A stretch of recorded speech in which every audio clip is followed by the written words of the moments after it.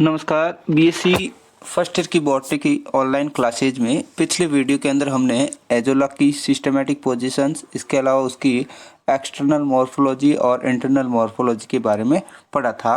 आज की इस वीडियो के अंदर हम एजोला के अंदर होने वाले रिप्रोडक्शन के बारे में पढ़ेंगे, यानी कि एजोला के अंदर जो जनन है वो कौन कौन से मेथड्स के द्वारा होता है।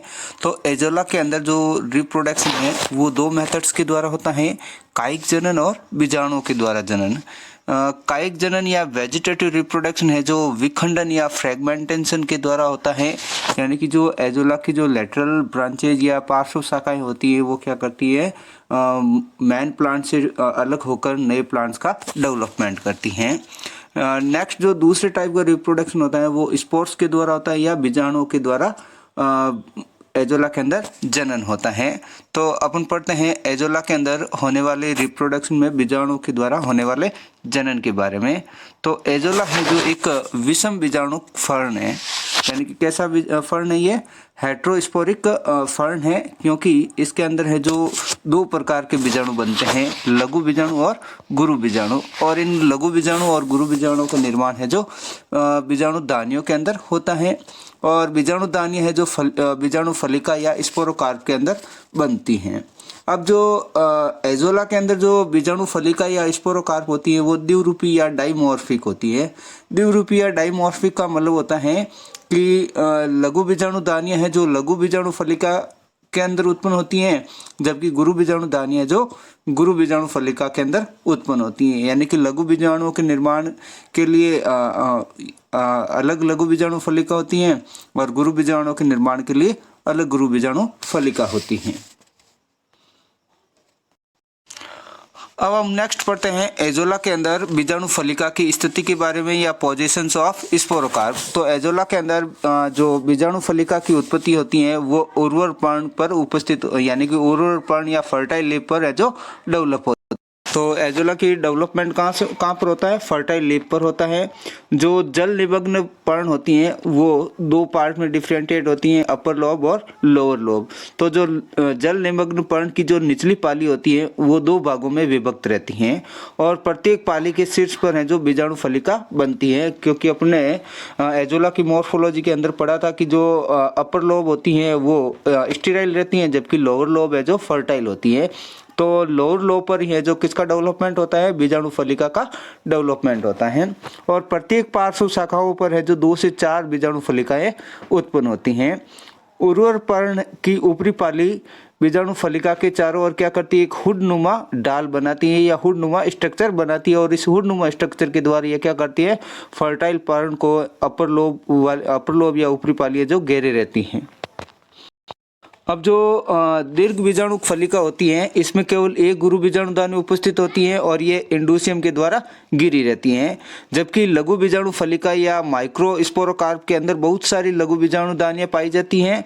और जो बीजाणु फलिका होती हैं या स्पोरोकार्प होता है वो उसकी भित्ति है जो इंडोसियम के रूप में कार्य करती है, यानी कि इंडोसियम का कार्य कौन करती है, स्पोरोकार्प की भित्ति को अपन क्या कह सकते हैं, इंडोसियम कहते हैं। और ये इंडोसियम क्या करता है, बीजाणु दानियों को जो घेरे रहता है। नेक्स्ट अपन पढ़ते हैं स्पोरोकार्प के परिवर्तन के बारे में या डेवलपमेंट ऑफ स्पोरोकार्प, यानी कि बीजाणु फलिका के परिवर्तन। तो एजोला के अंदर गुरु बीजाणु दानी का निर्माण है जो लघु बीजाणु दानी से पहले होता है, और गुरु बीजाणु दानी के वृंत से ही है जो लघु बीजाणु दानी के प्रारंभ की उत्पत्ति होती है। यानी कि इसके अंदर अगर गुरु बीजाणु दानी बनेगी तो लघु बीजाणु दानी बनना बंद हो जाएगी, अगर लघु बीजाणु दानी का विकास होगा तो गुरु बीजाणु दानी है जो नहीं बनेगी। इस तरह से अल्टरनेट है जो इनकी डेवलपमेंट की प्रोसेस चलती है। अब हम गुरु बीजाणु दानी के परिवर्तन के बारे में पढ़ते हैं या डेवलपमेंट ऑफ मेगास्पोरेंजियम के बारे में पढ़ते हैं। तो गुरु बीजाणु दानी का जो परिवर्तन होता है वो लेप्टोस्पोरेंजिएट प्रकार का होता है। लेप्टोस्पोरेंजिएट का मतलब होता है कि जो बीजाणुदानी का डेवलपमेंट होता है वो एक ही सेल से होता है। इस प्रकार के डेवलपमेंट को अपन क्या बोलते हैं, लेप्टोस्पोरेंजिएट डेवलपमेंट कहते हैं।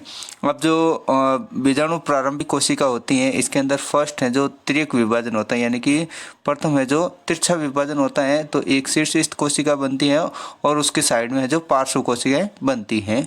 ये पार्श्व कोशिकाएं क्या करती हैं, बीजाणुदानी के वृंत का फॉर्मेशन करती हैं। किसका फॉर्मेशन करती हैं, बीजाणुदानी के वृंत का फॉर्मेशन करती हैं। अब जो ये वृंत या स्टॉक की सेल्स होती हैं, ये विभाजित होकर क्या करती हैं, एन्युलर उभार बनाती हैं। और ये उभार है जो शीर्ष कोशिका के आधार के चारों ओर बनता है। कहाँ पर बनता है, ये जो एपिकल सेल्स होती हैं उसके आधार के चारों ओर है जो एन्युलर उभार बनता है। और ये एन्युलर उभार कौन बनाती है, वृंत की सेल्स बनाती हैं। अब जो शीर्ष कोशिका होती हैं उसके चारों ओर यानी कि जो एन्युलर उभार क्या करता है, धीरे धीरे वृद्धि करता है। और ये वृद्धि करके क्या करता है, जो शीर्ष कोशिका होती है उसके चारों ओर एक द्विस्तरीय इंडोसियम का फॉर्मेशन करता है। और इस इंडोसियम के अंदर है जो एनाबिना के तंतु उपस्थित होते हैं। किसके तंतु उपस्थित होते हैं, एनाबिना। और एनाबिना क्या है, एक ब्लू ग्रीन एल्गी है जो एजोला के अंदर सिम्बायोटिक फॉर्म में प्रेजेंट रहता है। तो वृंत की कोशिकाएं हैं जो क्या करती हैं, विभाजन के द्वारा एक उभार का फॉर्मेशन करती हैं या एक आउटग्रोथ का फॉर्मेशन करती हैं, जिसे एन्युलर उभार या एन्युलर प्रोट्यूबुरेंस कहते हैं। ये क्या करता है, शीर्ष कोशिका के चारों ओर इसका फॉर्मेशन होता है। फिर ये क्या करेगा, इसके अंदर धीरे धीरे वृद्धि होती है, इस एन्युलर उभार के अंदर धीरे धीरे वृद्धि होती है। तो ये शीर्ष कोशिका के चारों ओर एक द्विस्तरीय इंडोसियम का फॉर्मेशन करता है। किसका फॉर्मेशन करता है, इंडोसियम का फॉर्मेशन करता है। और इंडोसियम कैसा होता है, डबल लेयर्ड होता है। और इस इंडोसियम के अंदर है जो एनाबिना के तंतु या एनाबिना के फिलामेंट उपस्थित होते हैं। और एनाबिना है जो एक ब्लू ग्रीन एल्गी होती हैं जो एजोला के अंदर सिम्बायोटिक के रूप में पाई जाती हैं। अब इसके बाद में क्या करता है, इंडोसियम है जो बीजाणुदानी के मुख पर एक छिद्र को छोड़कर बाकी पूरी की पूरी बीजाणुदानी को घेर लेता है।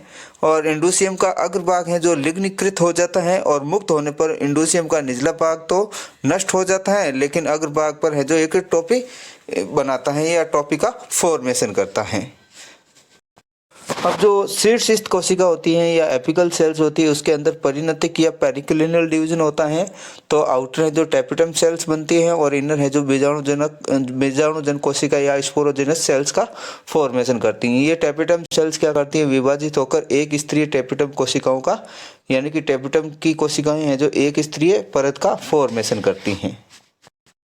अब क्या होता है, जो स्पोरोजेनस सेल्स होती हैं वो क्या करती हैं, प्रथम इसके अंदर विभाजन होता है, अनुप्रस्थ होता है। और उसके बाद में इसके अंदर अनेक उदग्र विभाजन होते हैं, जिसके फलस्वरूप 8 गुरु बीजाणु मात्र कोशिकाओं का फॉर्मेशन होता है। कितने मेगा स्पोर मदर सेल्स बनती हैं, 8 मेगा स्पोर मदर सेल्स का फॉर्मेशन होता है। और इन प्रत्येक मेगा स्पोर मदर सेल्स के अंदर मियोसिस होता है या अर्धसूत्री विभाजन होता है।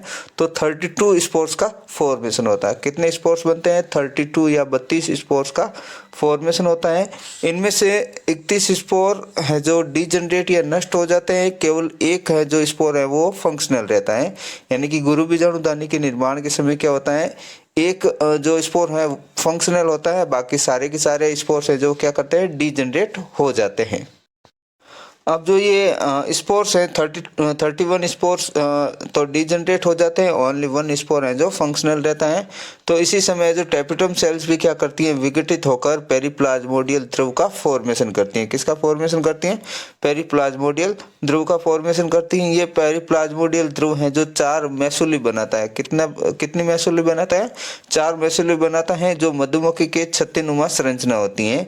यानी कि जो मधुमक्खी का छत्ता होता है उसके आकार की मैसुली दिखाई देती है। और टोटल पेरिप्लाज्मोडियम द्रव के द्वारा कितनी मैसुली बनती है, 4 मैसुली बनती है, जो एजोला के अंदर ही इसका स्पेशल कैरेक्टर है। तो मधुमक्खी के छत्तेनुमा 4 मैसुली बनती है। 4 मैसुली में से एक मैसुली के अंदर तो सक्रिय गुरु बीजाणु दशा रहता है, बाकी जो 3 मैसुली होती है उसके अंदर तीनों के अंदर है जो निष्क्रिय बीजाणु उपस्थित होते हैं।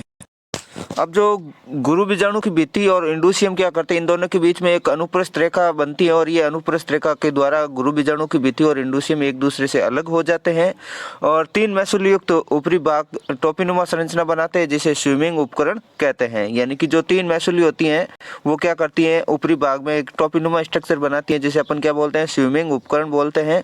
और जो मैसूल युक्त गुरु बीजाणु होता है जिसके अंदर सक्रिय गुरु बीजाणु होता है वो मादा युग्मकोद्भिद के परिवर्धन तक हैं जो तालाब के पेंदे में पड़े रहते हैं। अब नेक्स्ट पढ़ते हैं अपन लघु बीजाणुदानी के विकास के बारे में। इससे पहले अपन एक डायग्राम को समझते हैं जिसके अंदर लघु बीजाणु और फलिका और दीर्घ बीजाणु फलिका के लंबवत काट का डायग्राम दे रखा है। डायग्राम ए के अंदर है जो क्या करती है, जब माइक्रोस्पोरेंजियम डी जनरेट होती है यानी कि लघु बीजाणुदानी जब डी जनरेट होती हैं तो किसका डेवलपमेंट होता है, मेगा स्पोर का डेवलपमेंट होता है। और इसके अपर भाग में जो एनाबिना कॉलोनी प्रेजेंट रहती है और इस पूरे भाग को अपन बोलते हैं ये जो बीजाणुदानी होती है वो इंडोसियम के द्वारा कवर्ड रहती है। ठीक है।